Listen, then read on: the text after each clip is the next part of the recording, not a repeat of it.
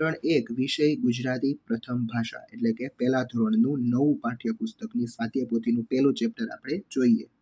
પહેલા ચેપ્ટરનું નામ છે નાના અમથા વાંદરાભાઈ.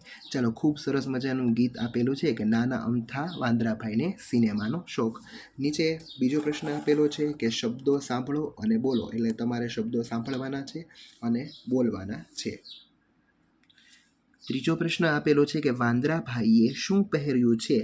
ગોળમાં રંગ પૂરવાનો છે. એક ઉદાહરણ આપેલું છે કે શરીરે ઝભ્ભો, કમરમાં તો કે ધોતી, માથે ટોપી અને પગમાં ચંપલ. એટલે કે જે વસ્તુ પહેરેલી હોય તેની સામે આપેલ ગોળમાં તમારે રંગ ભરવાનો છે.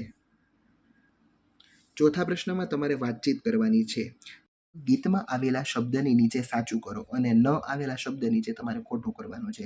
તો ગીતમાં કયા કયા શબ્દો આવ્યા છે આપણે જોઈએ તો ગીતમાં નાના, પછી ધોતી, શોખ, ટોપી, લાકડી, ચંપલ અને ભડાકો, આટલા ગીત આવેલા છે. જ્યારે કયા શબ્દો નથી આવ્યા તો કે મફલર, નાટક, મોજા, બૂટ અને ગોખ, આટલા શબ્દો આવેલા નથી. છઠ્ઠો પ્રશ્ન, વાંદરાભાઈના કરેલા કામમાં તમારે લીલો રંગ પૂરવાનો છે અને ન કરેલા કામમાં લાલ રંગ પૂરવાનો છે.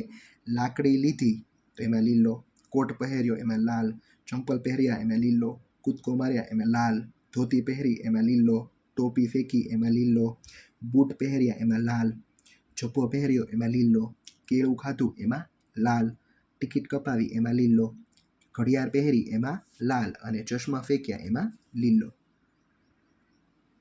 ચાલો, દરેક બાળકોએ છે એ વાંદરો અને મગર નામની વાર્તા સાંભળેલી જ હશે.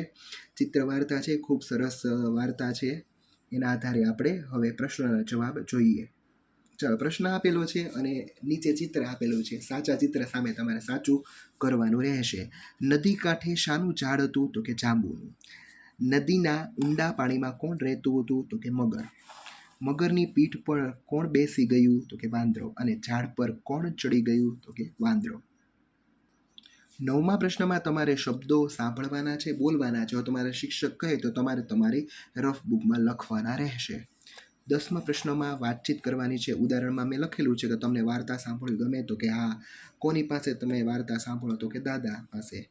આવા પ્રશ્નના જવાબ તમારે તમારા મિત્ર સાથે ચર્ચા કરવાની રહેશે. 11મો પ્રશ્ન, વાર્તાને અનુરૂપ ખરા વાક્યની સામે લીલા રંગનું ખાનું તમારે ગોળ કરવાનું રહેશે. નદી કાંઠે શેનું ઝાડ હતું તો કે નદી કાંઠે છે એ જાંબુનું ઝાડ હતું. એક ઝાડ છે એ કેરીનું તમને દેખાય છે.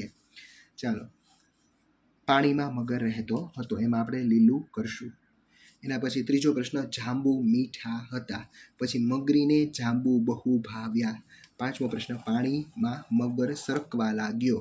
પછી મગર છે એ ભોળો હતો. તમને એવું થાય કે વાંદરો ભોળો હતો, એવું ન આવે, પરંતુ મગરીએ જ્યારે કહ્યું ત્યારે મગર છે તેણે એમ કહ્યું કે તે તારો મિત્ર છે, મારો મિત્ર છે, અને તે મગર સાવ ભોળો હતો, જે વાર્તામાં આવે છે. 7મો પ્રશ્ન, ઝાડ પર દરરોજ એક વાંદરો જાંબુ ખાવા આવતો. તેના સામે આપેલા ગોળમાં આપણે લીલો કલર પૂરશું. ચાલો, નીચેના વાક્યો કોણ બોલે છે તેમાં તમારે સાચું કરવાનું છે. ચાલો, અહીંયા મગર છે, અહીંયા વાંદરાભાઈ છે. પહેલો પ્રશ્ન, તે હવે મારો ભાઈબંધ થયો છે તો કે વાંદરો. કાળજું તો હું ઝાડ પર મૂકીને આવ્યો છું. વાંદરો. ભાઈબંધ સાથે દગો કેમ થાય? મગર.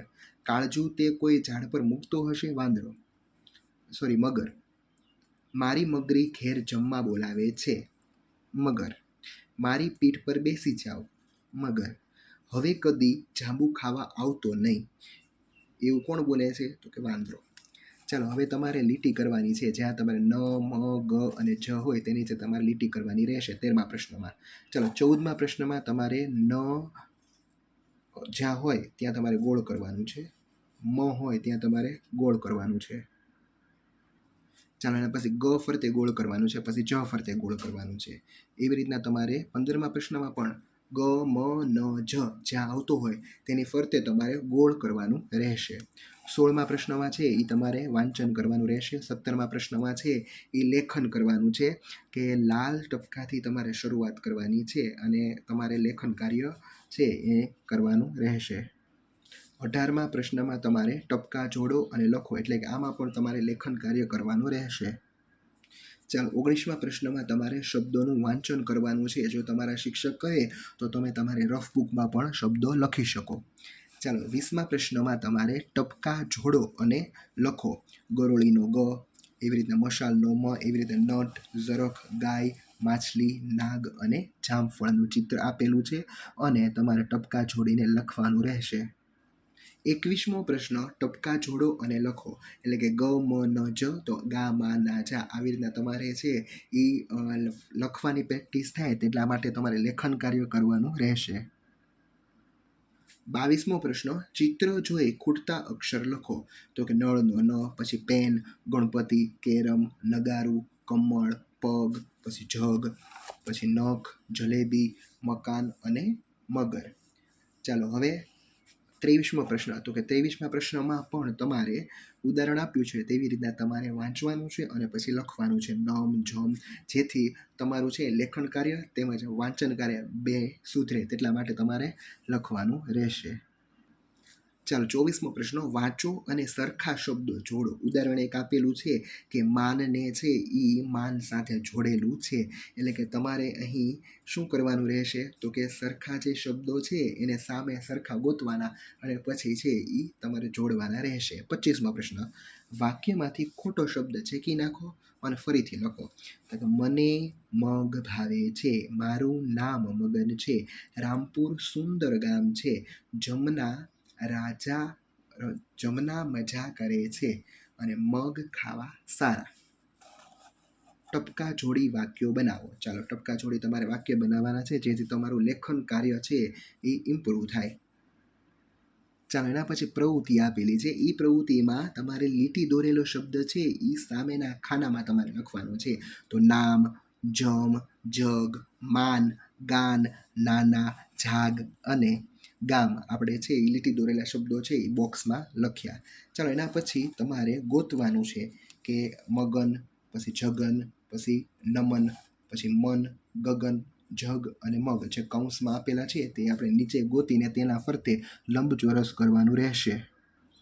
ચાલો ત્રીજો પ્રશ્ન શબ્દો વાંચો અને ઉદાહરણ મુજબ પૂરો. તો ગા હોય એમાં તમારે ઓરેન્જ રંગ પૂરવાનો છે, મા હોય એમાં તમારે ગ્રીન રંગ પૂરવાનો છે, ના હોય એમાં તમારે યલો રંગ પૂરવાનો છે અને જા હોય એમાં તમારે બ્લુ રંગ પૂરવાનો છે જે અહીં પૂરેલો છે. ચોથો પ્રશ્ન શબ્દો બનાવો, વાંચો. એક ઉદાહરણ આપેલું છે તો કે નાના, મા, નાગ, જાગ, જાન, જગ, માગ અને જન. ચાલો પાંચમો પ્રશ્ન નમ ગજ પર લીટી કરો. જ્યાં નમ ગજ તમે જુઓ ત્યાં તમે લીટી કરવાની છે. પછી નામા ગાજા ઉપર તમારે લીટી કરવાની રહેશે.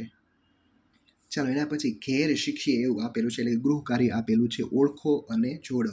ગ જ્યાં હોય ત્યાં ગને ગની સાથે જોડવાનું, મને મની સાથે જોડીશું, નગરા ન ને નગર સાથે જોડીશું અને જલેબીના જ ને જ સાથે જોડીશું. ચાલો બીજો પ્રશ્ન આપેલો છે કે ચિત્રને શબ્દ સાથે જોડો અને લખવાનું પણ છે. અહીં ચિત્ર આપેલું છે તો ગણપતિ, તો ગણપતિનો ગ, તો અહીંયા ગ છે એ હાઇલાઇટ કરેલો છે એટલે આપણે ગ લખીશું. અહીંયા મ હાઇલાઇટ કરેલો છે મ, અહીંયા મનેકાનો મા તો આપણે મા લખીશું. એવી રીતના આપણે જા, જ, પછી ગા, ન અને નાગનો ના પણ આપણે જોડીને પછી રંગીન અક્ષર છે એ લખીશું. અહીં તમારું આ પહેલું ચેપ્ટર પૂરું થાય છે. હવે આપણે બીજા ચેપ્ટરમાં મળીશું. Thank you.